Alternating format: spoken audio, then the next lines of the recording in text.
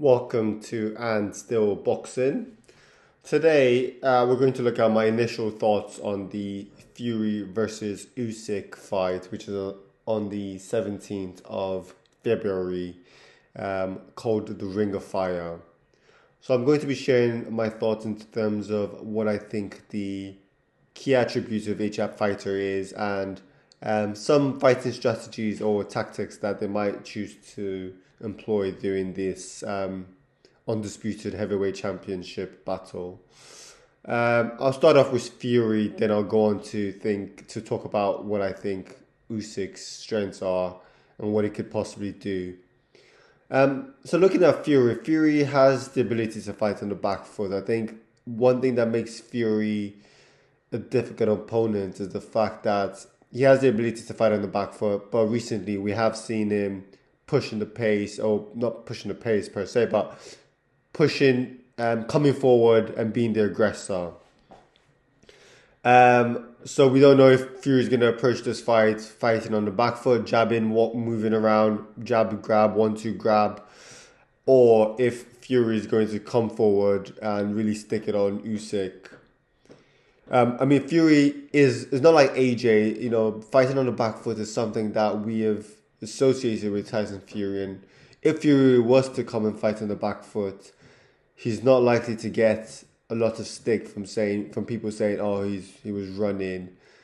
With Anthony Joshua, if him changing his tactics of fighting on the back foot, he got a lot of stick. We know Anthony Joshua to be that destructive, aggressive fighter, and if he fights anything but aggressive and coming forward, then we say he's running scared, and we say this is not the age of old. But I think Tyson Fury can get away with it. I think he wouldn't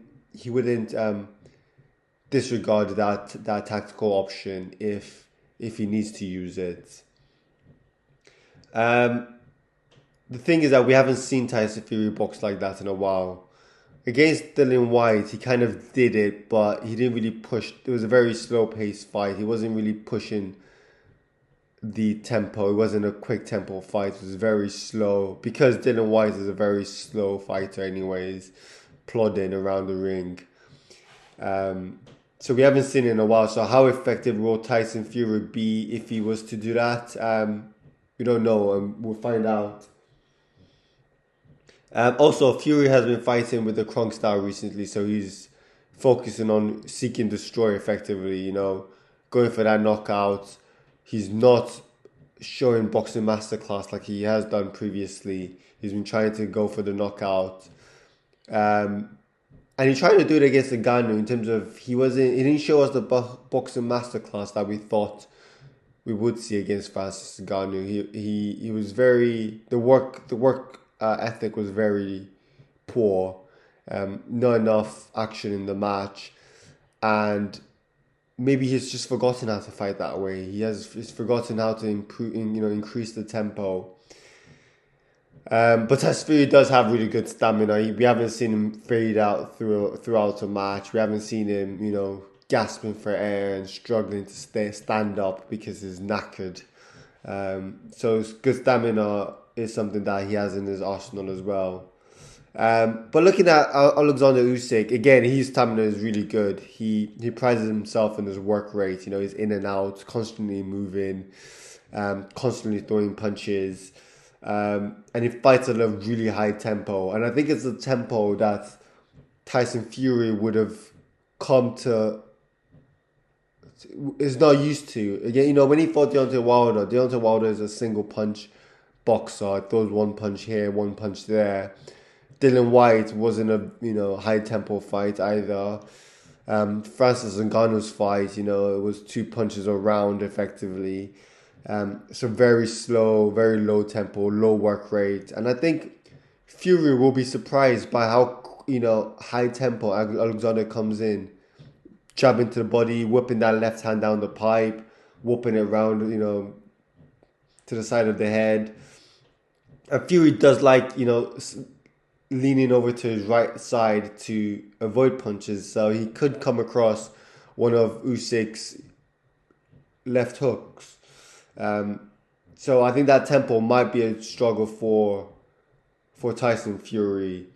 Alexander Usyk is not going to be afraid of Tyson Fury's power. I mean, he wasn't afraid of Joshua's power. He wasn't afraid of Daniel Dubois' power. He's not going to be afraid of Tyson Fury's power. I think he's going to be the aggressor. He's going to be the one pushing the pace. He's going to be coming forward, and Tyson Fury, I think, will have no choice but to step back because he doesn't want to be in fighting range with a guy who's coming at him and he's giving up one of his key advantage in terms of reach.